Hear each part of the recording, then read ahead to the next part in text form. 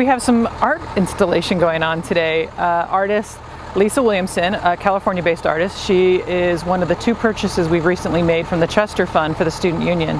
And these amazing cube arches are going, 3 of them, here on a berm outside the Student Union. The series is called Obstruction, Reflection, Transition, and I was really interested in how public sculpture interacts both with not only the landscape but the people that are integrated into that landscape. And so for me it was really exciting that this is going to be a university installation. A student union is a space where you expose people to different ideas and thoughts, and artwork is a way to get people to think differently and to think and expand their world. This is the first step. We will come in, we will have decomposed granite pathways that come up to and around the sculptures. We will have native plantings surrounding the area, and eventually the entire rectangle around these will be planted in buffalo grass. The high reflection of the stainless steel, I really love the idea that it's reflecting the architecture, it's reflecting the foliage, it's reflecting the change of seasons.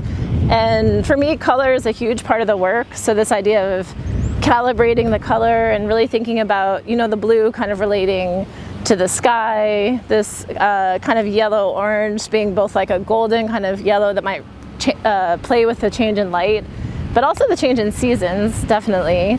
And then the green obviously is kind of relating to this Midwest kind of epic lush. Maybe it'll spark some curiosity about artwork that they then go and explore and learn more. Maybe they'll stand outside and 2 people will argue about it, and one will love it and one will hate it, and that's great. There's a lot of research being done right now about those touchstones for students on campuses, places that evoke memories and tug on their heartstrings about their campus. And we know the Colonnade does that for the students, the Lincoln statue. I hope that these 3 pieces also evoke that for our students, and they remember it, and they go on and tell stories, and they come back and they're like, oh my gosh, they're still here, I love that, and that's exciting.